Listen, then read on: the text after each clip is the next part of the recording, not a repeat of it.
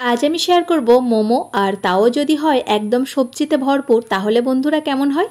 একদিকে হেলদি আর একদিকে টেস্টি, তাই নয় কি? তাহলে বন্ধুরা চলুন মোমোটা বানিয়ে ফেলি। তার জন্য এখানে নিয়ে নিলাম 2 বাটির মতো ময়দা, আর এর সঙ্গে লবণ দিয়ে ভালো করে মেখে নিতে হবে। আমি একটা ময়দার ডো তৈরি করে নেব, আর লবণটা এখানে দেখানো হয়নি, লবণ দিয়ে দিয়েছি। আর তারপরে জল অ্যাড করে আস্তে আস্তে করে অল্প করে জল দেব, দিয়ে একটা আমি সফট ডো তৈরি করে নেব। খুব পাতলাও নয়, খুব মোটাও নয়, এইরকমভাবে ডো তৈরি করে নিয়েছি। এটা 15 মিনিটের জন্য রেস্টে রেখে দেব।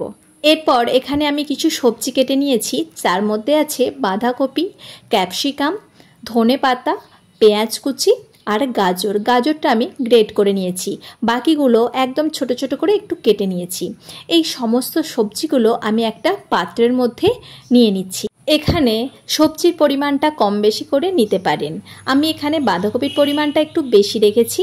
এরপর অ্যাড করে দিচ্ছি 1 চামচের মতো আদা গ্রেট করা, আর দিচ্ছি 1 চামচের মতো রসুন কুচিয়ে নিয়েছি, আর দিলাম 1/2 চামচের মতো গোলমরিচের গুঁড়ো, আর দিয়ে দিচ্ছি 1/2 চামচের মতো চিনি।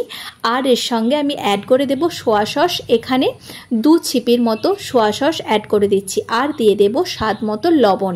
এই সমস্ত উপকরণগুলো মাখিয়ে নিচ্ছি। আর একদমই কিন্তু চামচ দিয়ে খুব ভালোভাবে মাখানো যাচ্ছে না, তাই আমি এটাকে হাত দিয়ে ভালো করে চটকে চটকে মাখিয়ে নেব। নুন দেওয়ার কারণে বাঁধাকপি থেকে অনেকটা জল বেরিয়ে যাবে, আর এই পরিমাণটাও অনেকটা কমে যাবে। আর চলুন আমি ভালো করে হাত দিয়ে চটকে চটকে এইভাবে মাখিয়ে নিয়েছি। সবজি মাখাটা একদম রেডি। আমি এখানে লঙ্কাটা দিলাম না, যেহেতু আমার বাড়ির বাচ্চা খাবে, তাই আমি লঙ্কাটা দিলাম না। আপনারা এখানে কাঁচা লঙ্কা অ্যাড করে দেবেন, একটু ঝাল ঝাল মোমো খেতে বেশ ভালো লাগে। তারপর আমি যে ময়দাটা মেখে রেখেছিলাম সেটা থেকে একটু ছোট ছোট করে ডো কেটে নিচ্ছি। আমি একটু বড় সাইজ করেছি, আমি মোমোগুলো একটু বড় বড় করে বানাবো। আর তারপর চলুন বন্ধুরা মোমোটা বানিয়ে ফেলি। আমি এখানে তেল দিয়ে বেলছি। তেল দিয়ে বেললে বেশ ভালো পাতলা হয়, তাই আমি তেল দিয়ে বেলে নিলাম। নিয়ে তার মধ্যে পুর দিয়ে আমি এটা গোল গোলভাবে বানাচ্ছি। আমি 2 রকম সাইজের করে মোমোটা তৈরি করব। এই দেখুন বন্ধুরা, এইভাবে গোল করে বানিয়ে নিলাম। গোল করে বানালে খুব সহজেই কিন্তু মোমোটা বানানো হয়ে যায়। আর এক রকমভাবে চলুন দেখিয়ে দিই। এইভাবে পুর দিয়ে এইভাবে সাইড থেকে নিয়ে এটাকে আমি একটু লম্বাটে করে তৈরি করব। এই দেখুন বন্ধুরা, আমি এই 2 রকমভাবে মোমোগুলো সব সুন্দরভাবে তৈরি করে নিয়েছি। এরপর মোমোগুলোকে ভাপানোর জন্য এখানে নিয়েছি একটা ঝাঁঝরি। তার মধ্যে এইভাবে তেল ব্রাশ করে দিচ্ছি। একটু তেল ব্রাশ করে দিলে মোমোগুলো খুব সহজেই উঠে যায়। তারপর এর মধ্যে ওই সমস্ত মোমোগুলো আমি দিয়ে দেব।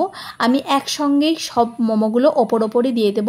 তবে ওপর দিলে ওপরে মোমোর ওপরগুলো একটু তেল ব্রাশ করে নিতে হবে, তাহলে আর যখন নামানো হবে তখন আর একটার সঙ্গে আর একটা লেগে যাবে না। এই দেখুন, এইভাবে আমি 15 মিনিটের জন্য এটাকে ভাপিয়ে নিয়েছি।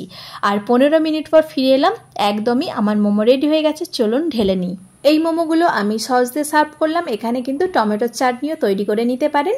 তো বন্ধুরা, কত সুন্দরভাবে তৈরি হয়ে গেল বিভিন্ন সবজি দিয়ে হেলদি টেস্টি মোমো।